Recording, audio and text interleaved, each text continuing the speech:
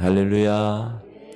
벌써 7월입니다. 6개월이 다 갔고 이제 후반기가 시작됐네요. 야, 시간이 빨리 가죠.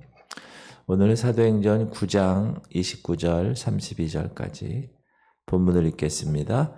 내가 떠난 후에 사나운 이리가 여러분에게 들어와서 그 양떼를 아끼지 아니하며 또한 여러분 중에서도 제자들을 끌어 자기를 따르게 하려고 어그러진 말을 하는 사람들이 일어날 줄을 내가 아노라.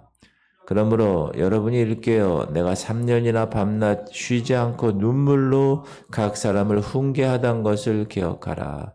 지금 내가 여러분을 주와 및 그 은혜의 말씀에 부탁하노니 그 말씀이 여러분을 능히 든든히 세우사 거룩하게 하심을 입은 모든 자 가운데 기업이 있게 하시리라. 아멘.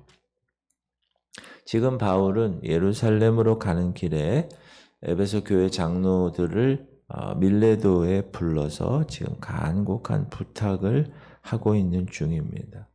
특별히 그 부탁의 내용이 흉악한 이리가 교회에 들어와서 양떼들의 생명을 노략질해 갈 것을 알고 그 장로들에게 일깨워서 바울이 3년간이나 목회하고 눈물로 가르친 그 교훈을 기억하라고 당부합니다.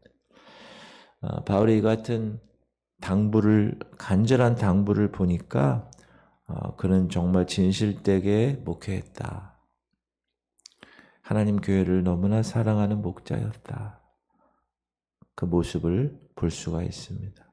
오늘날에도 이러한 이리들이 각 교회마다 도처에 있었고 우리는 이 오늘 말씀을 통하여서 바울의 교훈을 통하여서 거울 삼아 경계해야 할 것입니다.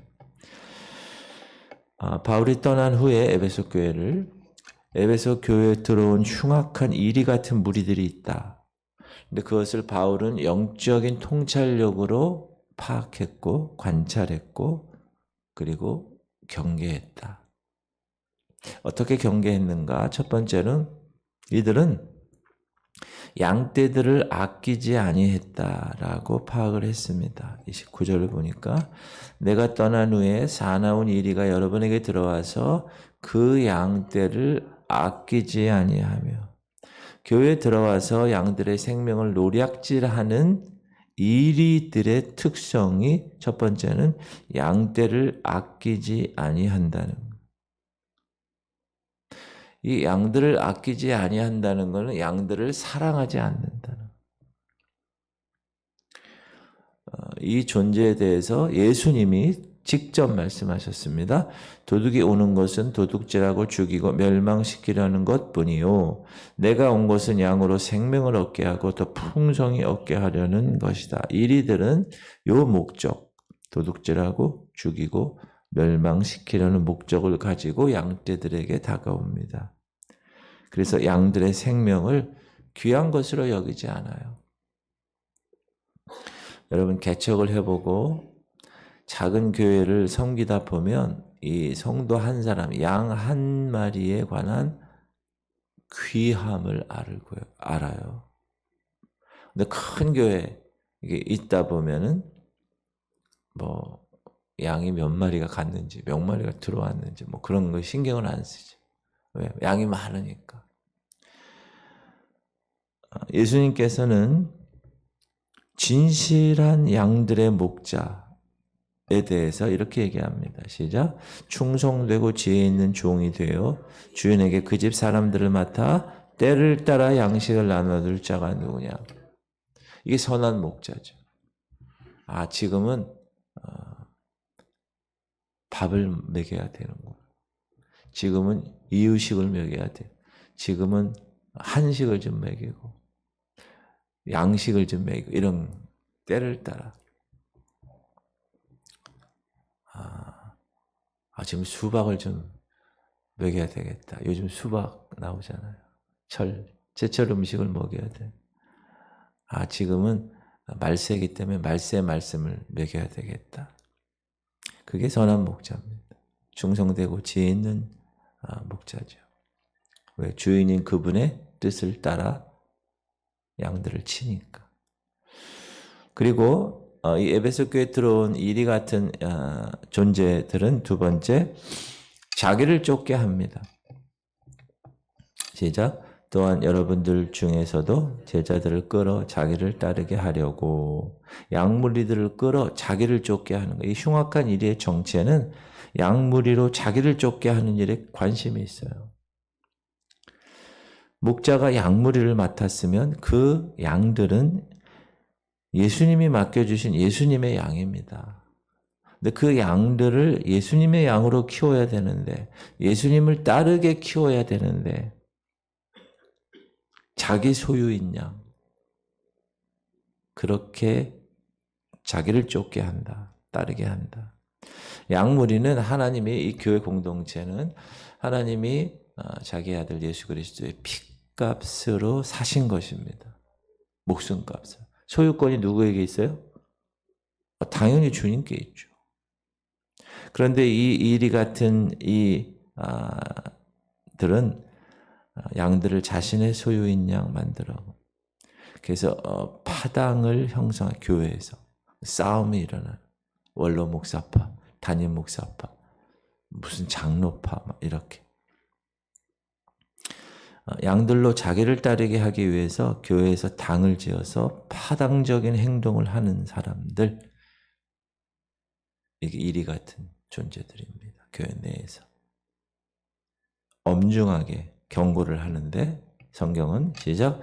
오직 당을 지어 진리를 따르지 아니하고 불의를 따르는 자에게는 진노와 분노로 하시리라. 하나님께서 진노하세요. 분노하세요. 동인천으로 들어가는 거기에 보면 율목교회라고 있어요. 율목교회. 하얗게 아주 멋지게 삼거리에 쫙 아주 커요. 제가 성현교회 다닐 때 왔다 갔다 하면서 항상 본 교회. 근데 그 율목교회가 어느 날 담임 목사가 바뀌면서 리더십 개양이 잘 되지 않아서 문제가 생긴 거예요. 담임 목사와 원로 목사가 서로 싸우는. 그 교회가 크니까 담임 목사파는 2층에서 예배드리고 원로 목사파는 뭐 1층에서 이런 식으로 이렇게 갈라졌어요. 근데 그게 그냥 빨리 치유가 되고 고쳐져야 되는데 오래 장기간 가니까 거기에 이제 염증을 느낀 성도들이 떠나기 시작하죠. 한 명씩 두 명씩. 그러더니 어느 날 그 율목교회 간판이 없어지고 하나님의 교회가 생겼어요. 이단이. 그러니까 이단이 그 교회를 샀어 그냥. 그래서 거기 갈 때마다 제가 마음이 아파요. 야, 이거 하나님의 교회가 이렇게 이단이 와가지고.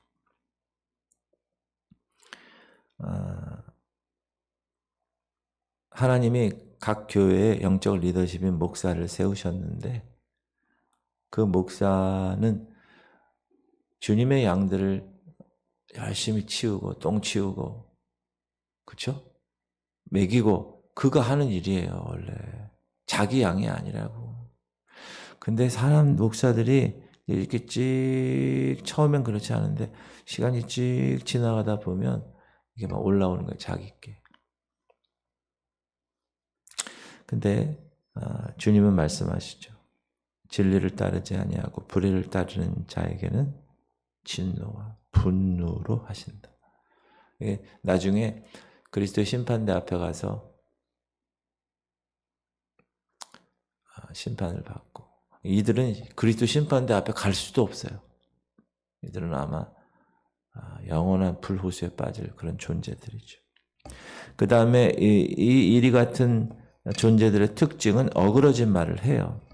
이리 때의 특성은 어그러진 말을 하는 사람들이 일어날 줄을 내가 아노라. 이 어그러졌다는 거는 여러분 어그러진 게 뭐예요? 이렇게 바르지 않다.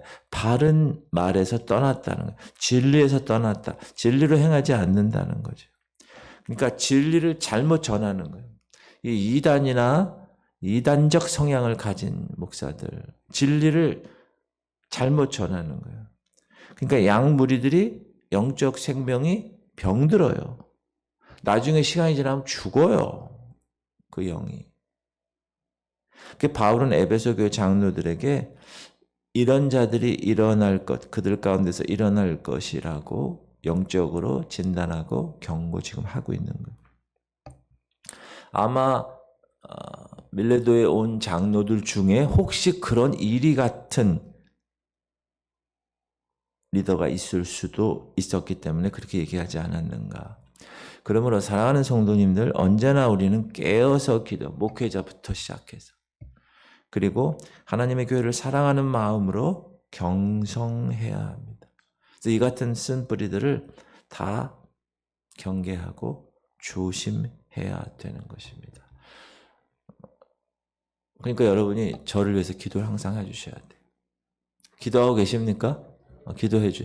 항상 기도해야 됩니다, 여러분. 저를 위해서 기도해야 돼요.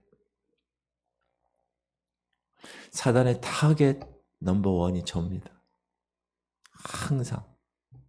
그러므로 저를 위해서 기도해 주시고요. 그러면 그 이리 때를 이기는 승리의 비결이 뭔가? 어떻게 해야 하는가? 그 미혹을 이기고 양들의 생명을 지키기 위해서는 어떻게 해야 하는가? 바울은 오늘 따라합시다. 일깨운 것을 기억하라. 그러므로 여러분이 일깨어 내가 3년이나 밤낮 쉬지 않고 눈물로 각 사람을 훈계하던 것을 기억하라. 이리 때들을 물리치는 일, 그들의 미혹을 이겨서 승리하는 길은 하나님의 말씀의 능력에 있기 때문에 그렇습니다. 하나님의 말씀은 이 거짓 선지자들의 그 정체를 밝혀 드러낼 수 있는 능력의 말씀이기 때문에 그렇습니다. 바울은 에베소 교회에서 3년 목회를 했는데 여기 뭐라고 그러느냐? 뼈아픈 눈물로 그들을 가르쳤다. 얼마나 힘들었겠어요. 그것을 기억하라. 근데 사람들은요, 잊어버려요. 하나님의 은혜도 잊어버려. 첫사랑도 잊어버려. 그러니까 그냥 굴러가는 거예요. 사랑하는 성도님들, 하나님 말씀이 그래서 중요하고 매일 하나님의 말씀 앞에서 우리가 점검을 해야 됩니다. 하나님의 말씀 앞에서는 숨길 수도 없어요. 왜? 하나님의 말씀은 시작. 하나님의 말씀은 살아있고 활력이 있어 좌우의 날선 어떤 검보다도 예리하여 혼과 영과 및 관절과 골수를 찔러 쪼개기까지 하니하며 또 마음의 생각과 뜻을 판단하나니. 말씀의 능력이 혼과 영과 관절과 골수는 보이지 않는 것이죠. 하나님의 말씀의 능력은 보이지 않는 것을 다 능력에 숨겨질 게 없어요. 하나님 말씀 앞에는. 그래서 여러분 항상 목회자부터 하나님 말씀 가운데 서서 항상 점검해요. 여러분들도 오늘 새벽에 받은 이 말씀을 통해서 점검하시기를 축복합니다. 네. 그리고 은혜의 말씀을 부탁한다고 바울은 이야기하죠. 여러분 하나님의 말씀은 은혜의 말씀입니다. 이 말씀은 우리로 진리 가운데 살아가게 하십니다. 이 말씀은 능히 모든 사단의 유혹들을 이길 수 있는 능력을 공급해 줍니다. 그러므로 우리가 이 하나님 말씀을 의지하면 그 말씀이 친히 우리를 지켜주시고 하나님의 권능으로 우리를 사단의 권세에서 구해줄 수 있기 때문에 바울은 은혜의 말씀에 부탁한다. 그렇게 이야기를 하고 있습니다. 바울은 에베소 교회를 3년간 목회할 동안에 결코 성도들의 재산 탐내지 않았습니다. 여러분 교회에서 목사가 사례비, 월급 높이고 더 많이 교회 돈을 쓰게 하려고 애쓰는 목사들도 많아요. 사도 바울 목사님은 그렇게 하지 않았어요. 자비량 목회를 했어요.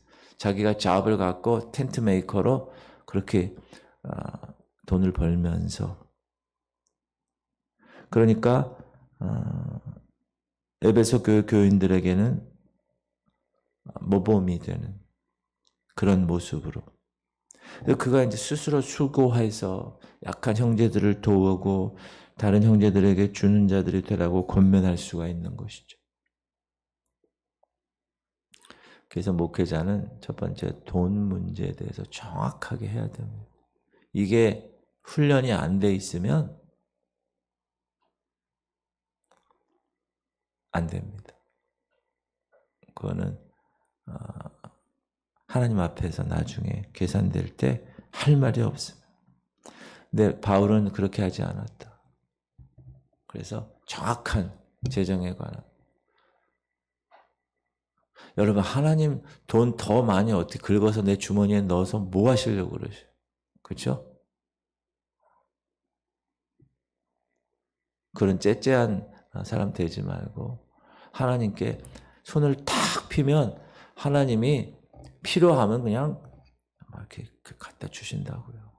여러분, 그 훈련을 여러분이 경험할 수 있기를 축복합니다. 그거를 이렇게 경험해서 훈련이 딱 쌓아진 사람은 흔들리지 않아요. 돈에 관해서는. 자, 경험해 보니까 그래요. 그리고 내가 쓸 게 있으면 하나님이 다 알아서 해주세요. 여러분, 그게 돈의 자유함입니다. 돈의 자유함. 그러니까 거기에 매여 있는 거예요. 그런 사람들. 그렇지 못하는 사람들은 어떻게 하면 돈을 또 이게 돈에 매여 있는 사람. 근데 돈에 자유한 사람은요. 그 경험해 보세요, 한번. 다 마음이 동해. 마음이 막 움직이면 내 있는 돈, 막 지갑에 있는 돈 다 막 주고. 선교사님이 오면 막 주고 막. 목회자 오늘 목사님 오면 정말 힘든 목사님 막 주고. 마음이 이제 성령이 주시는 거거든요. 그건. 그럴 땐 여러분 또 딱 해야 돼. 막 성령이 막 그렇게 마음을 주시는데 아휴 생활비 다 안 돼. 오늘 아유 요즘 돈이 궁해. 막 이렇게 해서 이게 하면 절대 안 돼. 그때 막 이렇게 막 그래야 하나님이 뭐 이런 거 갖다 주시는 거예요. 그 돈의 자유함. 여러분 자유, 이 진리가 너희를 자유케 하는 거예요. 그 돈부터 자유케 되고 자녀들도 여러분 내 치마 품에서 절대 안 됩니다, 여러분. 그게 여러분 마음대로 될 줄 알아요? 안 됩니다, 절대로. 그러니까 주님께 맡기는 거예요. 그건 주님이 알아서 하는 거예요. 주님의 자녀니까. 그러니까 그런 문제를 여러분이 이렇게 내서 맡기는 그런 훈련을 이 거룩의 과정에서 하는 거예요. 그러면 자유하는 거예요, 우리는. 자유케 되는. 어디 얽매이는 존재가 아닙니다. 이제 이런 모든 말을 다 한 바울은 이제 이 무릎을 꿇고 이 에베소 교회 장로들과 함께 기도합니다. 그러니까 에베소 교회 장로들은 다 바울을 껴안고 입을 맞추고 울었다고 이야기하죠. 시작. 이 말을 한 후 무릎을 꿇고 그 모든 사람들과 함께 기도하니 다 크게 울며 바울의 목을 안고 입을 맞추고 다시 그 얼굴을 보지 못하리라 한 말로 말미암아 더욱 근심하고 배에까지 그를 전송하니라. 우리가 어떤 모임이나 어떤 공동체에서 이제 이별할 때 이런 경우가 많죠. 그리스도 안에서. 그러나 우리에게는 천국에서 만날 사람들이잖아요. 그렇죠?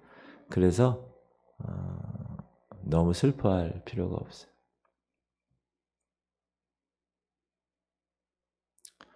우리가 예전에 기도했던 오경식 집사님이라고 있어요. 그분이 제가 저랑 학교 생활 같이 한 그분이 54년생인데 나이가 많은데도 늦게 왔으니까. 그분이 이제 앙상블이라는 찬양으로 영광 드리는 합창단이세요. 미국 분이 지휘하는. 제가 거기 같이 멤버였는데 수련회를 매일 떠나요. 여름에 매년 뭐 외국도 가고 이렇게. 근데 어느 날 이제 마지막 날이에요. 그 모임이 이제 마지막으로 끝나는 날이에요. 그때 마지막으로 한마디씩 하는 거예요. 근데 이 집사님이 기타를 딱 들더니 천국에서 만나보 그 찬양을 탁 부르는 거예요. 이야. 근데 그분이 췌장암으로 돌아가셨어요. 작년인가? 그러니까 천국에서 우리는 만날 걸 기대하는 거예요.